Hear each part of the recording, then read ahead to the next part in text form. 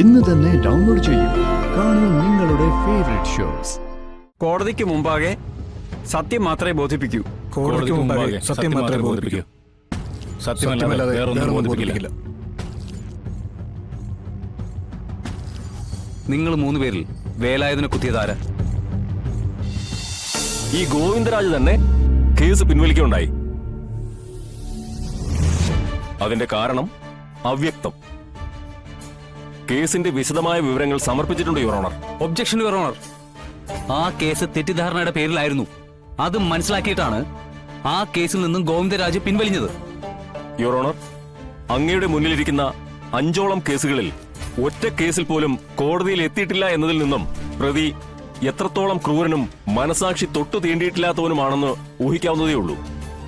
പണം പിരിക്കാൻ വേണ്ടി ഗുണ്ടായസം കൈവെള്ളയിൽ കൊണ്ടു നടന്ന് ഇടിവള കൊണ്ട് കാര്യം നേടുന്ന ഇടിവള വിഷ്ണു എന്ന ഈ ഗുണ്ട ഈ കേസിലും നിരപരാധിയാണെന്നും വെറുതെ വിടണമെന്ന് പറയാൻ പോകുന്ന ഡിഫൻസ് വക്കീലിനോട് എനിക്ക് ഒന്നേ പറയാനുള്ളൂ: മനുഷ്യജീവന് വിലയുണ്ട്.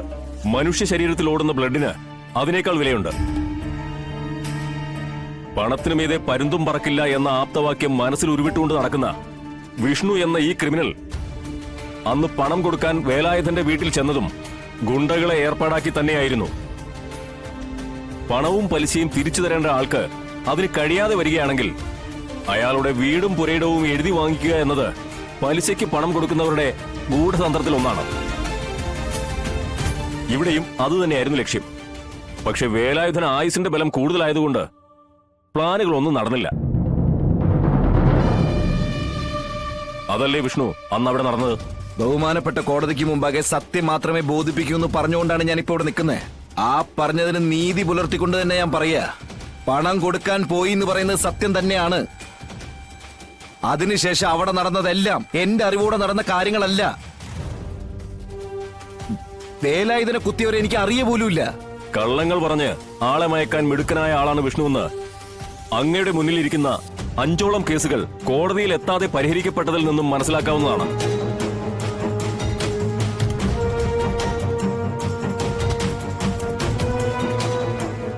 എനിക്കൊന്നേ പറയാനുള്ളൂ: വേലായുധനെ കുത്തിയത് വിഷ്ണുവിന്റെ അറിവോടുകൂടി തന്നെയാണ്.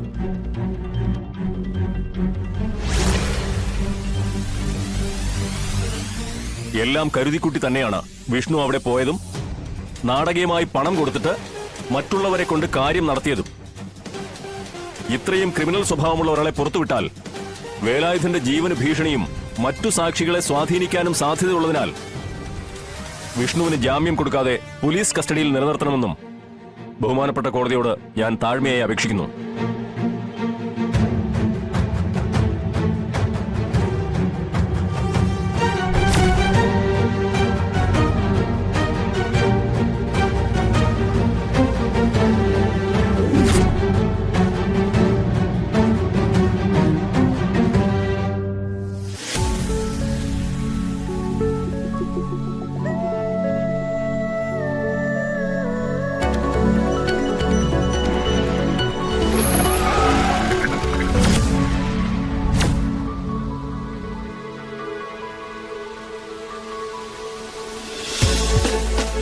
ഡിഫൻസ് വക്കീലിന് എന്തെങ്കിലും പറയാനുണ്ടോ?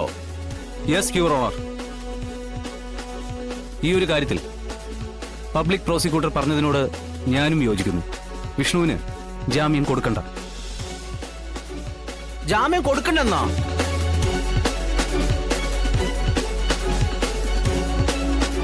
Order order order.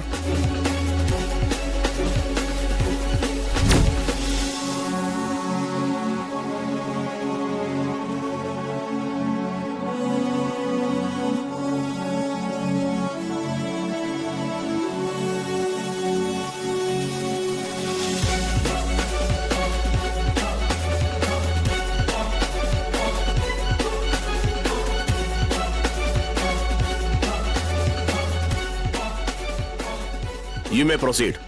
Thank you your honour. Your honour, Vishnu കുറ്റം ചെയ്തിട്ടുണ്ടെങ്കിലല്ലേ പ്രതിയാക്കപ്പെടുകയുള്ളൂ. പ്രതിയാണെങ്കിൽ മാത്രമല്ലേ ജാമ്യം എടുക്കേണ്ട കാര്യമുള്ളൂ.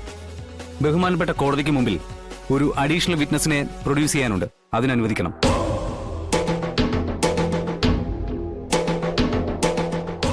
യുവർ ഓണർ, അതൊരിക്കലും അനുവദിക്കരുത്. കാരണം കേസ് ജയിപ്പിക്കാൻ ഏത് രീതിയിലും കള്ളസാക്ഷികളെ കൊണ്ടുവരാൻ ഡിഫൻസ് വക്കീലും ഭീഷണിയും പ്രലോഭനവും നടത്തി ആരെ വേണമെങ്കിലും കോടതിക്ക് മുന്നിൽ ഹാജരാക്കാൻ പ്രതിയുടെ ഗുണ്ടാപ്പടകളും പ്രയത്നിക്കുമ്പോൾ നീതിക്ക് നിരക്കാത്ത പലതും സംഭവിക്കാൻ സാധ്യതയുള്ളതിനാലും സത്യം ജയിക്കണമെന്ന് ആത്മാർത്ഥമായി ആഗ്രഹിക്കുന്നതുകൊണ്ടും ഈ അഡീഷണൽ വിറ്റ്നസിനെ ഹാജരാക്കാൻ ബഹുമാനപ്പെട്ട കോടതി അനുവദിക്കരുത്. സത്യം വധ ധർമ്മം ചര. സത്യം എവിടെയും ജയിക്കണമെന്നും ഒരു നിരപരാധി പോലും ശിക്ഷിക്കപ്പെടരുതെന്നും മനസ്സുകൊണ്ട് ആഗ്രഹിക്കുന്ന ഒരാളെന്ന നിലയിൽ ഞാൻ പറയുന്നു. വേലായുധനെ കുത്തിയത് വിഷ്ണു അല്ല. അത് ചെയ്തവർ അത് നേരിട്ട് കോടതിയെ അറിയിക്കുവാൻ തയ്യാറായി വന്നു നിൽക്കുമ്പോ അതിന്റെ നേർക്ക് കണ്ണടച്ചു പിടിച്ച് നീതിയും നിയമവും മറക്കാൻ പറയാൻ പബ്ലിക് പ്രോസിക്യൂട്ടറെ പോലെ ഞാൻ ബഹുമാനിക്കുന്ന എന്റെ സുഹൃത്തിനെ എങ്ങനെ കഴിയുന്നു? വേദനയോടുകൂടി മാത്രമേ എനിക്കത് ചിന്തിക്കാൻ പോലും സാധിക്കൂ. പക്ഷേ കോടതിക്ക് സത്യം പുറത്തു വരണമെന്നും ഒരിക്കലും ഒരു നിരപരാധി ശിക്ഷിക്കപ്പെടരുതെന്ന ആഗ്രഹമുള്ളതുകൊണ്ടും എന്റെ അപേക്ഷ അങ്ങ് നിരസിക്കില്ലെന്ന് ഞാൻ വിശ്വസിക്കുന്നു.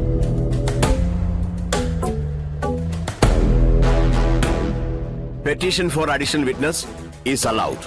Thank you, your owner.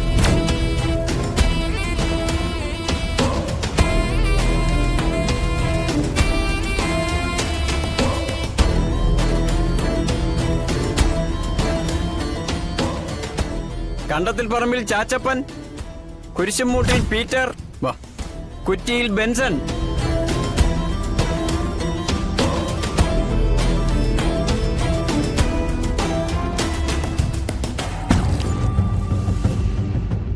അവരെ സാക്ഷിക്കൂട്ടിലേക്ക് കയറ്റി നിർത്തൂ. കയറി നിൽക്കൂ, അങ്ങോട്ട് കയറി.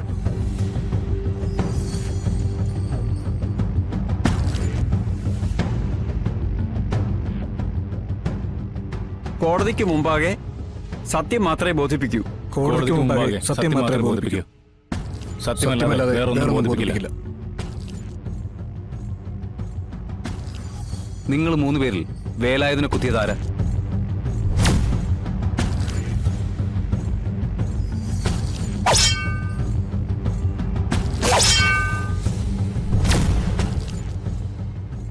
സത്യം സത്യസന്ധമായി കോടതിക്ക് മുമ്പിൽ ബോധിപ്പിച്ച കിട്ടുന്ന ശിക്ഷയുടെ കാഠിന്യം കുറയും.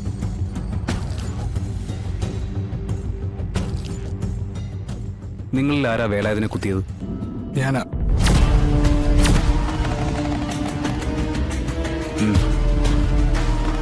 ഞാനാ.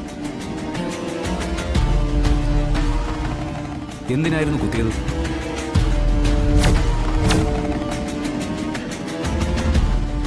എന്തിനാണ് കുത്തിയതെന്നാ ചോദിച്ചത്?